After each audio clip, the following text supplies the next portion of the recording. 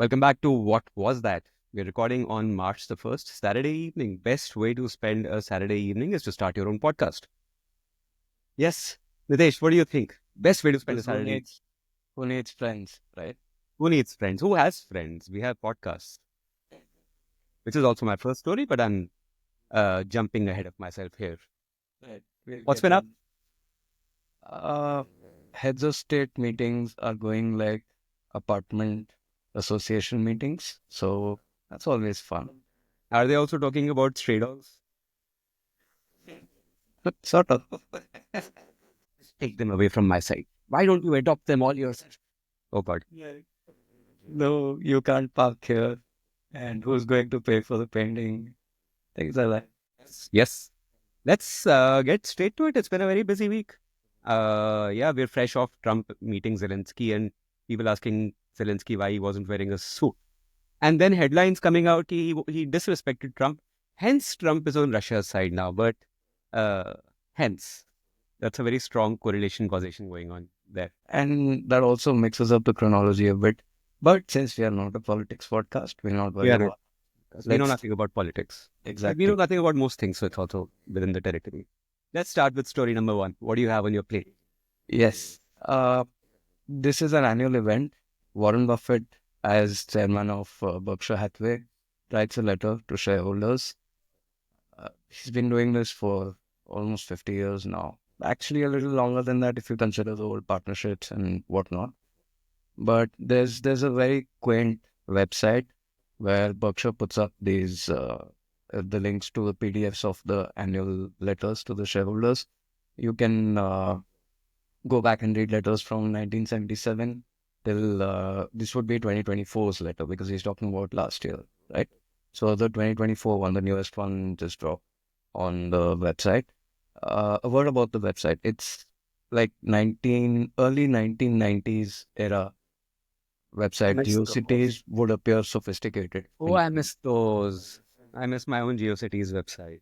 I said, every time it loads, I wait for a flash animation or some kind of pop-up ad to come up because that's where it takes me back, that the Berkshire website. And funnily enough, when Buffett realized how many people actually visit the website, uh, they put in a one-line ad for Geico Insurance, which is fully owned by them. And so it's this really quaint old website with just one link.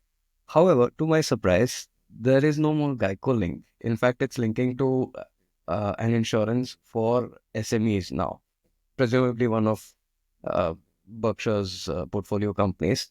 But the quirkiness still doesn't stop. The link on Berkshire Hathaway's shareholder website letter is broken.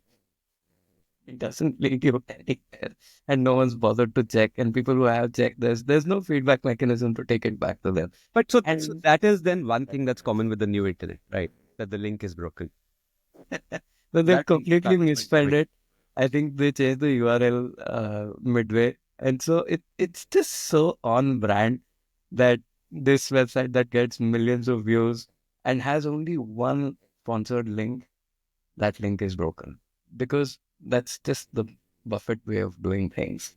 It's really, really cool. Anyways, enough about the website. The letter itself, uh, Buffett's partner in crime, Charlie Munger, passed away a year and a half back. So this was the second shareholder letter post Munger. Last year's letter had a beautiful opening 1.5 pages as a tribute to Munger. It was really nice. This is like a proper bromance, and it's really sweet. Munger almost touched 100 before he passed, just a few days short. And Buffett is 95, almost 96 now. So it was sweet. These guys have spent a really long time together. So that was sweet. Even this year's letter mentions Munger 5 times. And okay, so I've been reading these for a while. I highly recommend anybody who has even a passing interest in investing to just read the older letters. Because as Berkshire grew, the business kept getting more and more complicated. Even this year's letter has a beautiful explanation of insurance. Only Warren Buffett can explain insurance in a way that anybody can understand. But do you have any favorites? Like if somebody's just getting into Berkshire Hathaway letters, are there any good years? Just Because it's like Game of Thrones, right? Maybe you don't want to get into it looking at the guy's age. right. Uh, just just start from the beginning. The earliest letter available on this website is 1977. Yeah, on the internet you can find even the very old ones that were technically the Berkshire Partnership letters. Even those, not Berkshire, the Buffett Partnership letters. You can find even those, but the ones on the website are wonderful. Read the ones around major events in the financial world, but again, that becomes more specific. I want this to be a broad recommendation. They're just beautiful writing. Show notes, everyone. And Show notes. It will be there. It link in the show yeah, notes. absolutely. Check it out. It's really nice. I mean, it's a compendium of knowledge, and uh, I know there are plenty of writers and podcasters जिनका घर Warren Buffett से चलता है. There's a whole content industry around this body of work that he has, but this is Buffett in Buffett's own words.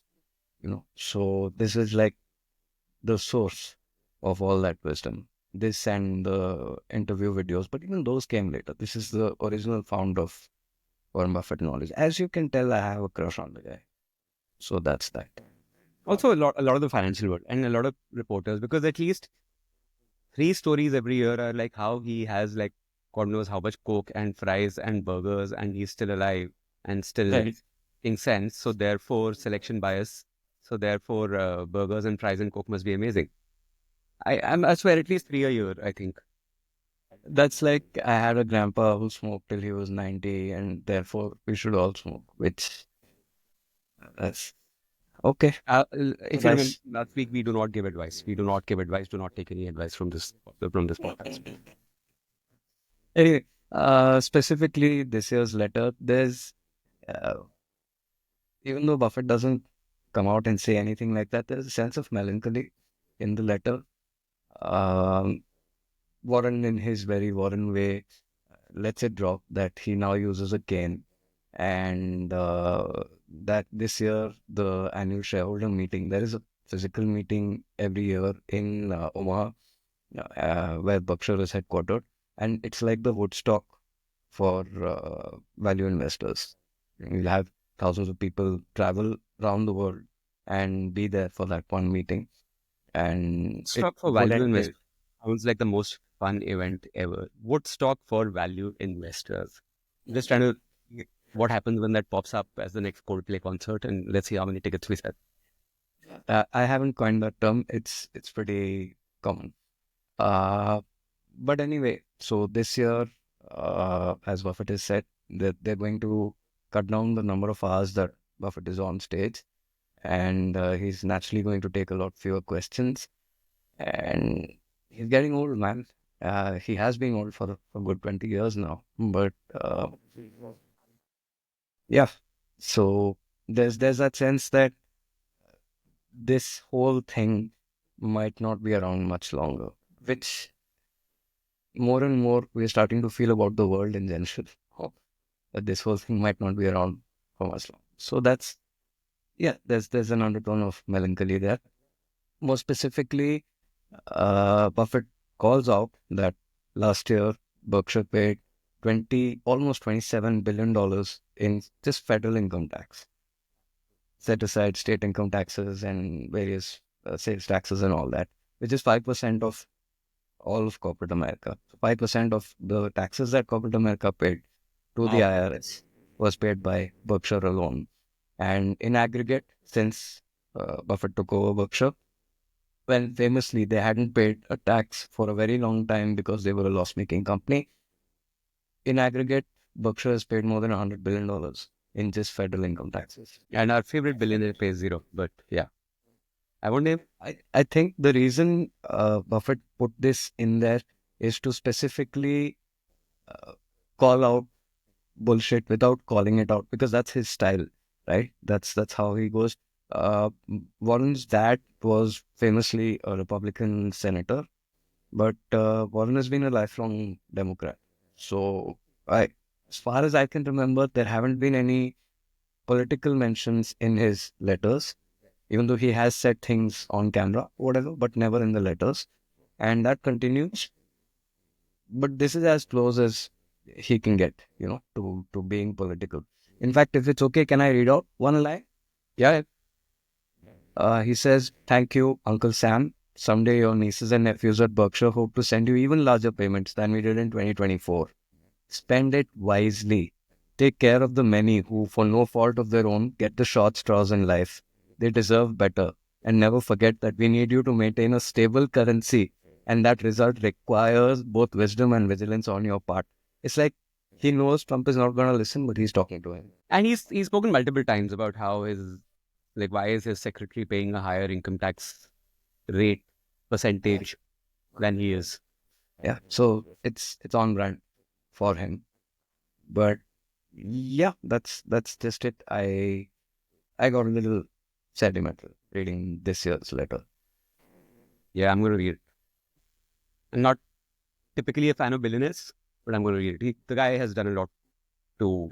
And Go he's on. been practicing what he preaches for Yes. a good half century, no? So if there I have was one any... question though about being a billionaires. He's been part of that Bill Gates pledge, right? 99% of your wealth. Yeah. That was 20 years ago. 18, 17, something. How are they still so rich? Have they given it away? Have they not given it away? What's the math on that? Is it The just remaining stock just keeps going up because it's been bull market for the last 20 years in the US. But how is their One, net two worth dips. still the same? It's not like if I have a net worth of $100 billion and I give away 99 of it into a foundation, then it's not part of my net worth anymore, right? He can't be If getting Buffett, from 1 to 100 every year. if Buffett hadn't given away as much money in stock as he has, he would be worth about $500 billion. So this is just the remaining stock that he is still to give away. That's just growing up this absurd rate. I will not start off on capitalism, no. I will Blows refrain. your mind. No? It's like he can't give it away fast enough. He still keeps getting richer every year. There's that saying, no, which sort of blew my mind first I heard it, was that people get confused between a million and a billion. They think, oh, a billion is slightly more than a million. A million seconds is 10 days. A billion seconds is 31 years. Yes. Yeah. So Something like that. But yeah, we have trouble processing exponential numbers. I have trouble with that. exponential numbers, my first story. Two Nice. stories. Beautiful segue. YouTube says a billion people are watching podcasts on its platforms every month. On YouTube, every month. I'm guessing that's between YouTube and YouTube Music. So do And they one make of the stars, a billion views or a billion a billion, subscribers? A billion people. a Wow. billion people, or did I say billion hours? No, a billion people. My first thought is a billion people is more than 1/8 of the world. India hasn't done a census, so we don't really know. But yeah, let's say 1/8 of the world. China doesn't have YouTube. Exactly. That's just That leaves like 1.6 billion. Sorry, 6.6 billion. Out of which a billion are watching podcasts on YouTube. So my first thought is, bro, numbers. We need we need a Doge audit of those numbers, or a CAG audit. That's my first thought. But also, second thought is that that's hell of a lot of people who are watching and listening to podcasts on YouTube. Podcasts primarily being an audio medium, two people talking, right? Like there's no interesting stuff happening on the screen right now. It's just two people talking, two middle-aged people talking. On And a video platform is now basically delivering audio podcast, primarily an audio format, to a billion people every month. And I'm like, can folks just focus on what they are good at and leave something to someone? Like Instagram is trying to be TikTok and Snapchat and photography and Twitter through threads. They keep reminding me that I haven't used threads in a while. And YouTube is trying to be video plus podcast plus TikTok. And Spotify is adding music videos and forcing me to watch music videos on an audio app And everyone's trying to be TikTok. Everyone, absolutely everyone is trying to be TikTok. Instagram is now saying they might split up, whatever, split up Reels into a separate app. Oh, I don't know this. Yeah, that's also this week. Thoughts? We'll come to Mr. Beast also, but yeah, thoughts on this? Reels leaving Instagram would make Instagram a nicer place. Tell me about it. Like the Instagram feed used to be Instagram, right? Uh, like watching nice photos that people have taken or people in nice places, and that's dead. Nobody scrolls through the feed anymore. It's now just basically stories and reels and stories and reels, which is essentially Snapchat and TikTok built into Instagram. So Yes. I hope this is true. I would love it, but it would also mean that I don't think they'll remove reels from Instagram. It'll just be two places where they're serving reels now. Because reels leaving Instagram might just reduce Instagram's daily numbers. Because if people are just seeing reels, I would love it. I would absolutely love it because right now I can't follow any creators who make reels, even the ones I like, because then they show up in my feed and their stories show up on, and I want stories to be just from my friends, Right. and I Right. want the feed to be nice photos that people I know or photographers I follow have taken, and I want reels to be the TikTok equivalent, right? Independent creators doing funny, amazing, creative stuff, Right. and it's Right. all one big mishmash. So I want them to be separate. Yes, I would You love. can't do that right now. I can't do that. Interesting. Back to people using YouTube for listening to podcasts. It makes sense. There's since YouTube is ad supported, it has people like it's the first stop of choice for anybody looking to consume any content. It started with music videos and videos in general, and now that's where you start. It totally makes sense. Everyone is trying to be everything. Everyone is That's trying to be your the everything app for everything, which is how you get to Twitter saying it wants to be your.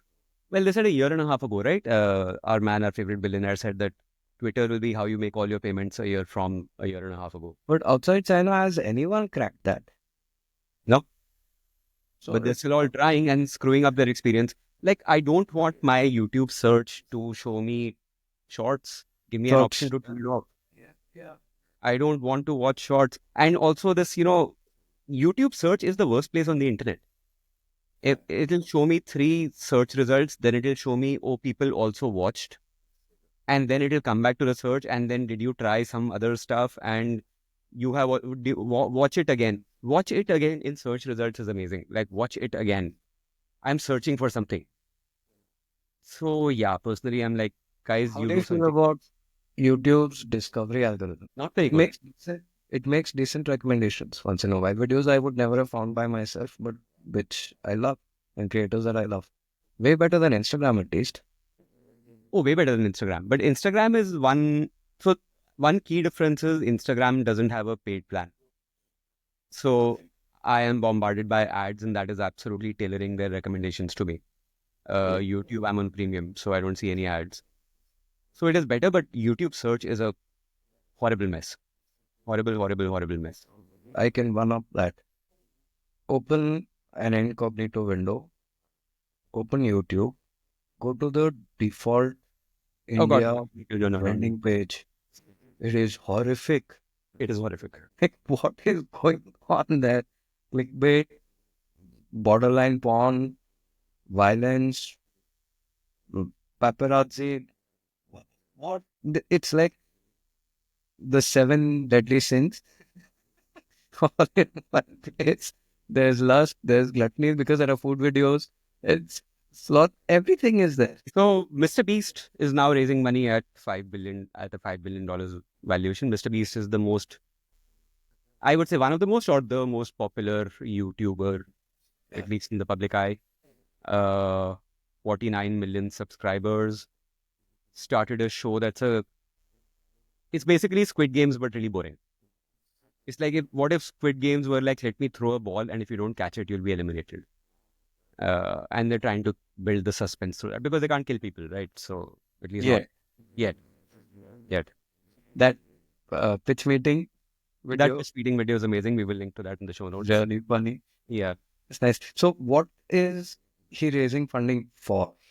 He's building an empire. He's now like every YouTuber eventually, as they grow, they get either into sponsorships or launching their own products. Right. So And there's he's a bunch one. of tech YouTubers also. Like we discussed MKBHT last week launching his wallpapers app. Right. There's this other guy, Ali Abdal, who talks about productivity. Very, very popular guy.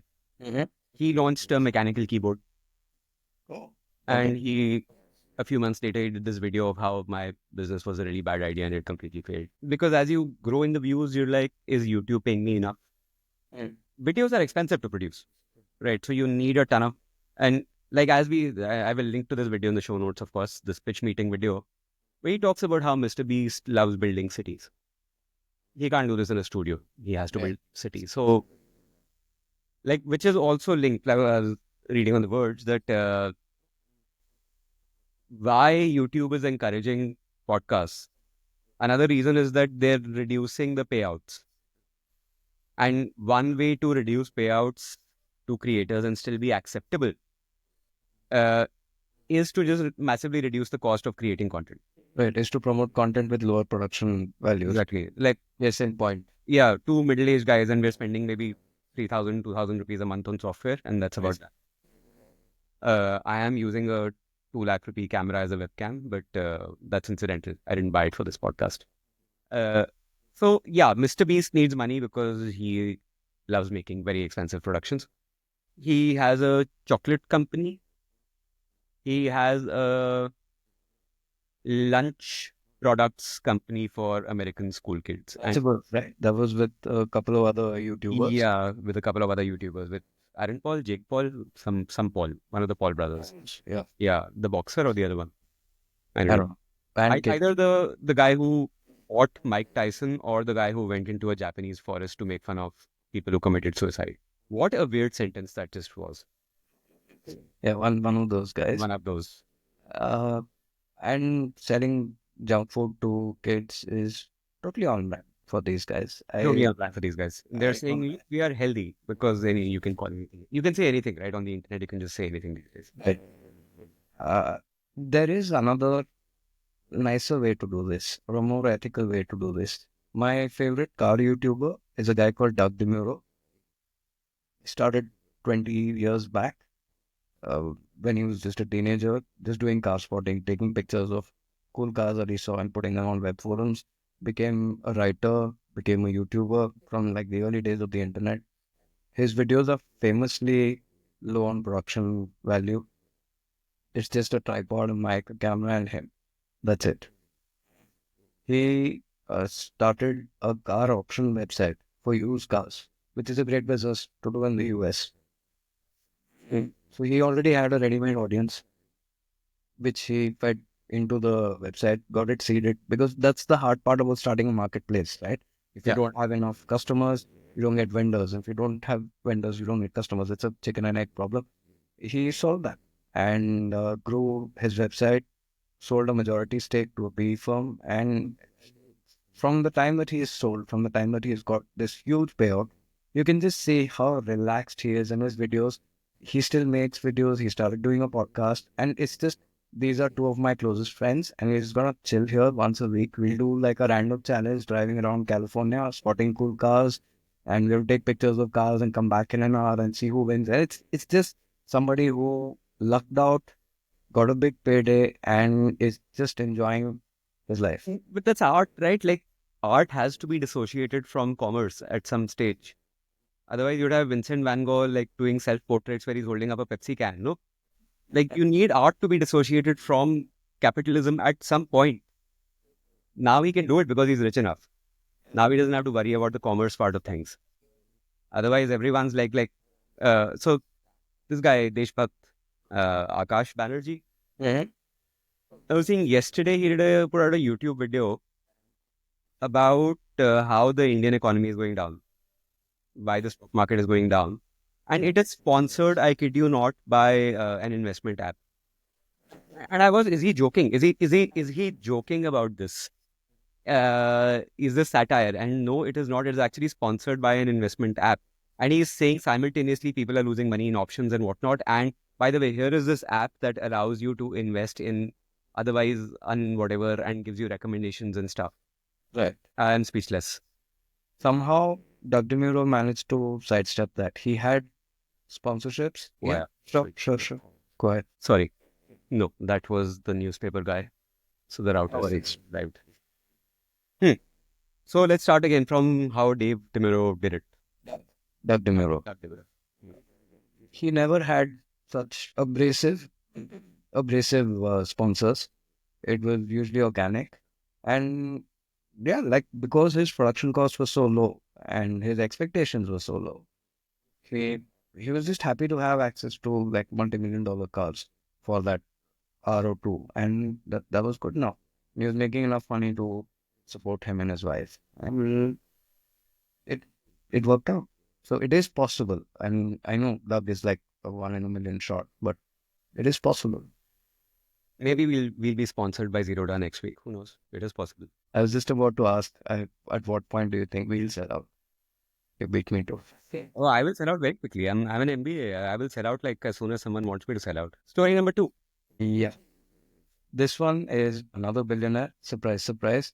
Uday Kotak of Kotak Mahindra Bank at an investor event. He had concerns with the next generation of business heirs, specifically people who are inheriting a business, a large business. Uh, not enough of them are actually coming into the business. They're happier setting up a family office and doing trading, uh, listening to cool startup pitches like yours, and just generally not in Mr. Kotak's terms working, not building anything, just shepherding their wealth. And he seems to have a problem with that. That they should be working more. Otherwise, where will the growth come from? If everybody becomes investors, where will the growth come from? Who will do the work, the actual execution? That's gotten a lot of airtime this week. And a disgusting column in ET, but we'll not talk about that. Why not? Let's talk about that. What was the disgusting column about? Another billionaire thought to take this um, nuanced argument and turn it into hyperbole. So, yeah, just that. I won't give it more add than that. Your thoughts on Mr. Kotak's statement? I mean, 2-3 thoughts. I have zero financial knowledge, but then everyone listening just assume I have no knowledge of anything. So 2-3 thoughts. One is, great if you feel that you can't build enough value yourself and you have more money that you can deploy in your own companies. Well, and you're investing into other companies. Amazing. That's like a good use of money. Let the next generation build on that. Right. Building in India is now just really hard. Like a bunch of manufacturing people say it. It has become really hard to build in India, to manufacture in India, to expand in India, to get capital in India. Now these guys have a lot of capital, fair enough. Yeah. So They're giving their capital to others who can't raise otherwise. Amazing. That's a good thing, right? That's a great thing. Yeah. Like personally, for me, if I go to the banks right now as a startup, it's very hard to raise money. Everyone wants personal guarantees. I tell them Startup India credit guarantee scheme, sir. They are like, sir, are you profitable, sir? I'm like, sir, startup, sir, startup. And yeah, no. So it is very and like the amount of permissions that a manufacturing industry requires. I follow a bunch of these people on Twitter who are trying to do manufacturing of all kinds in India. And But they're mostly first-gen guys, right? Because these people are wealthy enough to have family offices. All the doors will open for them if they choose to go down that path. Mr. Kotak's point is that they don't want to go down that path. These practical challenges are not going to be a hindrance for them. Yeah. The third thought I have on this one is that I personally, and again, coming as someone who knows nothing about this, I personally don't see trading as value additive at all. Investment, yes, but trading in stocks is it really adding value to anything? Like, what are shares for? If I'm just taking one publicly traded stock and trading it for another, and the value is increasing, and I'm doing some sort of leverage and some sort of arbitrage somewhere, and is it really value additive for the country, for anything other than your personal pocket? So yeah, if they're just doing trading, then personally I don't see that as any value add to. Ostensibly, family offices have like mostly long, meaning they are mostly invested in companies that they believe in. They take significant positions and then they hold on to them for a long period of time. In fact, that's one of the selling points of family offices, that we have a much longer investment horizon than your average PA fund. Which is fantastic. Which if they're doing that, then yeah, then absolutely in favor of it. Exactly. Using And money well. Hmm. yeah, so my rebuttal to Mr. Potok's last point, there is some merit to what he's saying. However, isn't this precisely what everybody cries about when they say there is nepotism, that people who are not capable are getting uh, a seat at the table? These guys are leaving the table. Isn't that good? But are they leaving the table? Are they letting the management flow to other people of their own companies? Or are they running their own companies and let's keep this wealth aside and invest that well? Let's assume the worst case, that they're trying to do both things concurrently. Fair. I They're don't still fair. going to have to delegate at least some things at the corporation itself, right? Yeah. And if they're reducing the stake, then naturally their interest moves elsewhere. If they're keeping their stake, then they know enough to, not risk that, if that is still their primary source of wealth. What the broader pattern has been, that you reduce your shareholding there or pledge it and then use that money to set up a family office. Yeah. The trading part of it is, like I was saying, it's a mostly long portfolio. So the trading is for hedging the portfolio in the short term, and this is for the public part of it. There's an entire private investment part, a private credit part. It's net. I think this is a good thing. So, like I read this article, it seems to be going into the territory of these people are not working hard enough. They're not getting their hands dirty. Those are the undertones. Hmm. Yes. It's less of, oh, they're spending too much time investing, and more of they're not spending enough time on the shop floor and using that time for other things, which Right. in their mind is basically waste of time, which And sort of meshes into that 70 hours, 90 hours, 100 hours. exactly, the unsaid part of it is, back in my day, I Hmm. had to work 100 hours a week. That's the unspoken part. Hmm. That I have a problem with. Again, Vineet, if these next gen folks are, actually pulling out the money and setting up family offices, investing halwa nahi hai, right? If these guys aren't good at that, then there is no industry better primed to separate a fool and his money than finance, which is what the Bloomberg article is saying as well, right? None of these guys, none of the family offices have acknowledged it yet, but they've made some spectacularly bad bets, and that is capitalism working as, yeah, it's working as intended.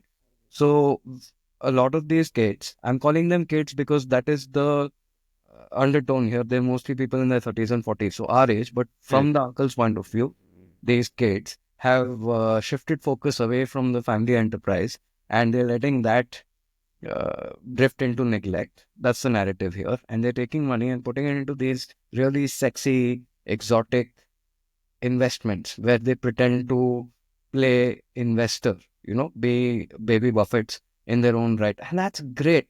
But then the finance industry comes along, especially the wealth management industry comes along, and you will get whiplash from how fast they'll separate you and your money if you don't know what you're doing. Like I've heard from so many people ki, "Acha, I want to quit, I'll do day trading." And a bunch of old people who think I will retire and do day trading. Right. So many of them. And they don't realize that day trading is like the people I see who actually do it seriously. It's like a 6 to 8 hour job. Yeah. Very, very stressful. You're tracking like multiple parameters, multiple markets. Did I say very, very stressful? And B, you need a large corpus to begin with that you are risking. And like there's so much data from SEBI, from Zerodha, that most people end up losing money on futures, options, day trading, Yeah. 90% plus. So yeah. That's just the market, right? Wealth management is even more opaque. and a whole lot worse. I am reminded of a stand-up bit which should be about a decade old now, maybe, by this guy called Sumit Anand, who went off the deep end after that. I don't get his comedy anymore. But this particular video, he talks about his days working in a bank in the wealth management division. And that was his precise bit that, I would go up to these spectacularly wealthy people and I would tell them that you worked so hard and you've built all this wealth, but you don't know how to manage it. Whereas I, who came here in an Uber pool, I will tell you what to do with that money.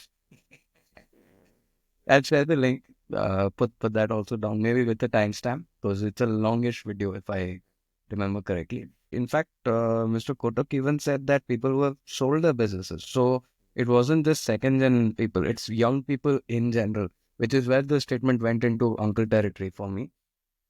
He questioned why individuals at 35 or 40 were not contributing more directly to the economy. I would love to see this By generation spending being. time in the office, like what is up with these uncles? Yeah, Like, that's by the way, you know who is the latest uncle to get onto this 60, 70 hour a week bandwagon? Sergey Brin. Sergey fucking Brin yesterday was like, by the way, people need to spend more time in the office, 60 hours a week minimum. yeah. So that's just it. The nuance got lost like it does, as always. But I have a fundamental disagreement with Mr. Kotak's all right point. Yeah, he makes it makes sense in a very specific context what he's saying. That people who are still in board positions, who are still in management positions, are getting distracted by the glitz and glamour of investing and finding the next hot startup and 100xing and being on the cap table and all of that. It's sexy. I get it.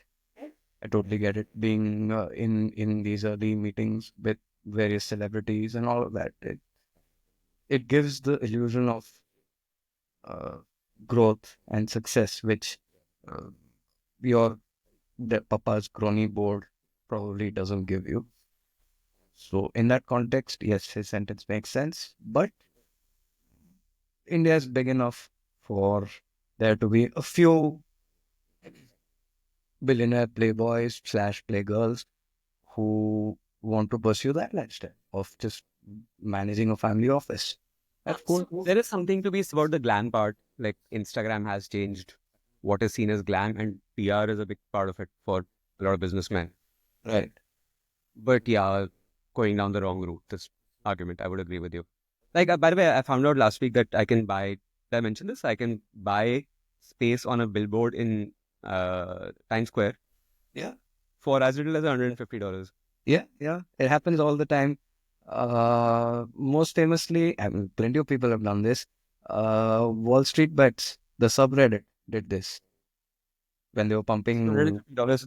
GameStop. Yeah, it's It pretty will cheap. air, by the way, so for $150, it will air for like 15 seconds an hour for a few hours, right? So literally nobody's going to see it.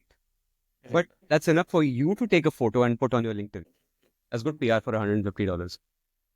I'm too cheap, so I'm just going to put up I've asked my graphic designer to basically create a Canva graphic of my company on a Times Square billboard because that's Oh, you free. Acha, you're doing and use AI to do it. So that's perfect.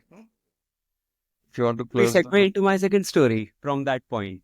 nice, go for it. Use AI to do it. So Bloomberg reports that now hiring companies are trying to weed out people who use AI to build their resumes, which for me is very interesting. And a few hiring companies are trying to do that. And they're like, there's text in the article, they've spoken to people who are saying, oh, words like robust, right? Words like, again, and we've discussed these tells of ChatGPT like so Right. often. Right. Bunch of these words. But the fun part is this is the first time seeing proper pushback at an industry level for people using GPT to speed up their workflow because every damn capitalist for the last 2 years has been saying that, oh, if you're not using AI, you will be replaced by AI. Every damn capitalist out there has been saying that you will be replaced by AI anyhow. Right. And the funny thing is, coders being the first who might just be on the chopping block after 20 years of the tech industry telling everyone, oh, you're losing your job. Why don't you learn how to code? And now, what is AI sort of seemingly decent at? First, because that's the industry that's building these products, right? Coding. Yeah, coding. Yeah. Uh, this pushback is really funny because recruiting agencies themselves are using a ton of AI to weed out people. Like, there's so many stories on Reddit about people getting a rejection within like seconds. They apply, and within seconds, they get an email saying, sorry, you're not fit for this role. By the way, Bloomberg has a GPT product called Bloomberg GPT, which is a large language, they say it's a large language model for finance. So it is fine for them to reduce their workload, but the people applying there who will end up, who these companies say have to use AI in the long run, otherwise they will be axed. If those people use AI to apply to these companies, they don't belong there. So Then there there's is this really funny flux where that has begun, but even companies don't know where to aim this pushback. and there's no cognitive dissonance. There's no self-awareness of what they're pushing back on. Zero cognitive dissonance, I would think. But I think there's The more back coming. the What's your Bloomberg AI, is it only available on the Bloomberg terminal, or is it on the website as well? Have they specified? Let me check. FinGPT introducing Bloomberg GPT, Bloomberg's 50 billion parameter large language model, purpose built from scratch for finance. By the way, the interesting part is if I search for Bloomberg GPT, the first relevant result is this press release from March 2023 and nothing after that. And November 22 is effectively when ChatGPT version 3 came out, which was the more with GPT-3 came out, which was ChatGPT, which was the popular one. Right. March, they put out this press release, and 2 years later, now if I'm searching for Bloomberg GPT, there's nothing. Crickets, silence. So talk about hype cycles. So I have no answers to your questions. It is a nice place to put AI though, the Bloomberg terminal, because it's like inhaling financial data. That's what the Bloomberg terminal is. No filters, like those no filter cigarettes. It's like that. So a good place to have AI, as long as it doesn't hallucinate. See, the thing is, like, AI has come in a good way in large language models, right? Putting computer stuff into human communicable text. Communicable sounds like a disease. Uh, Human readable and human hearable and human Consumer, communicatable, whatever, right? We can communicate with code using natural human language. That's what an LLM effectively does. right? So, for me, the first and best use case of AI would be computers are complex, tech is complex, machine systems are complex.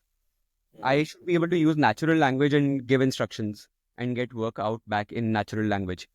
So that Right. seems to be the last place where they're headed. Like, so Excel, right? Excel, if you go deep into it, is very complex, can get very complex, lots of formulas, lots of options. Uh, I should be able to just say, look, give me this output from this file, exactly as you're saying. But that just seems to be where LLMs are not headed, where AI is not headed. And that seems to be the first place it should go in my head. I think they'll get there.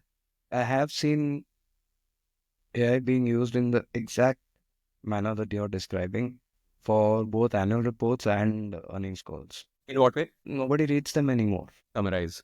It's summarized, and you can very specifically say, okay, in this con call, listen to the audio and the transcript and tell me if the general tone of management was positive or was it defensive? Are they optimistic in terms of the phrasing they're using?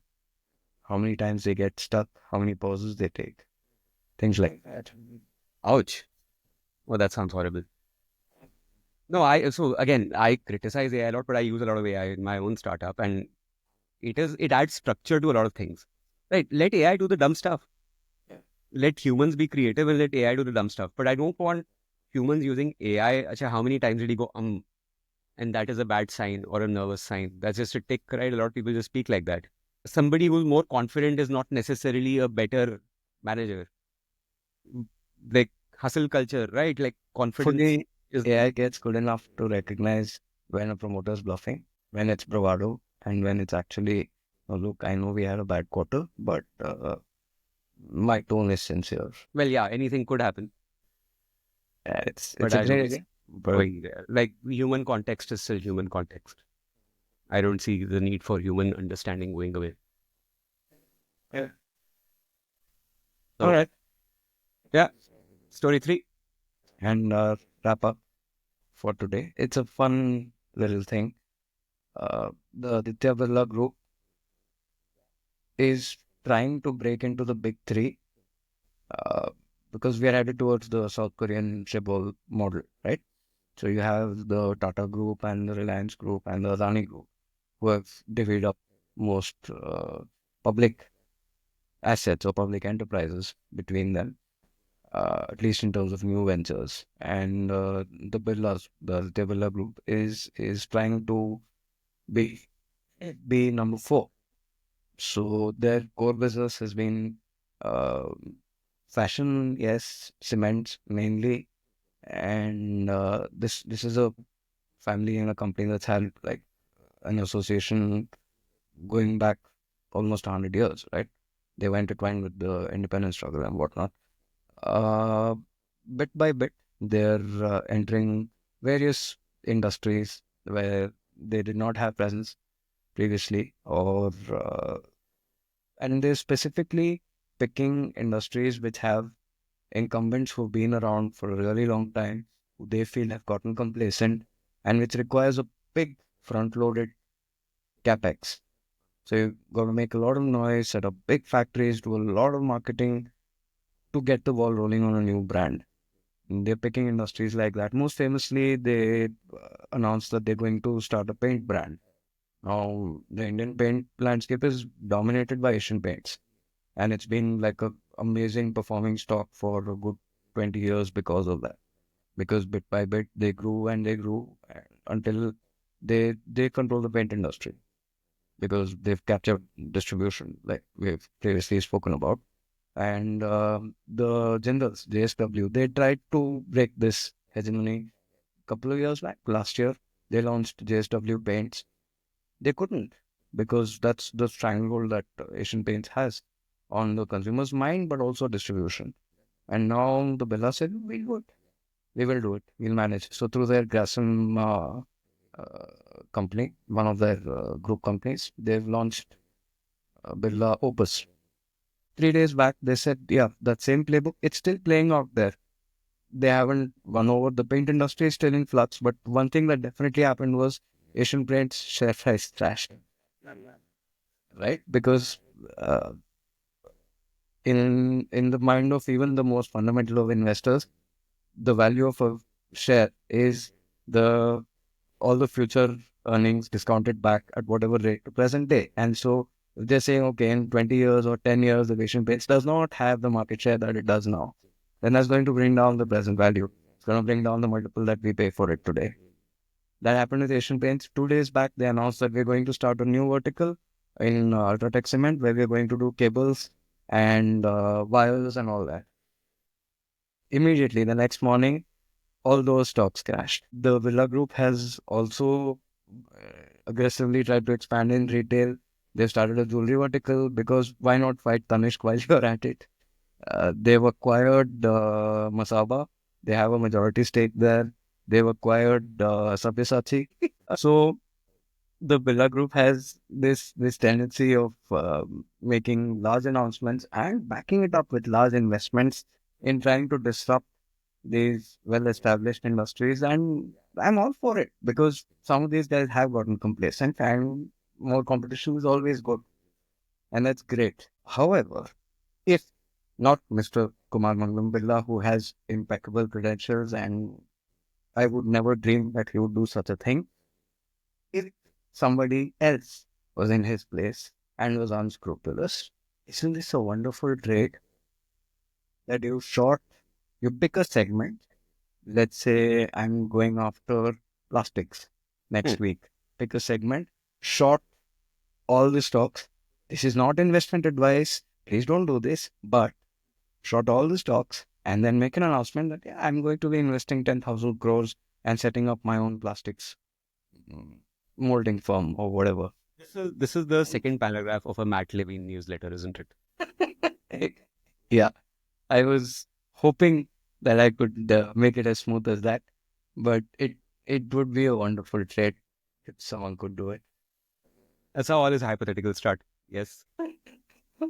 No investment advice here. Not that I know of anyone who's doing it, but as knee-jerky as the markets are right now, where even the slightest bit of bad news seems to terrify them, it would be easy for somebody with no morals to pull this off.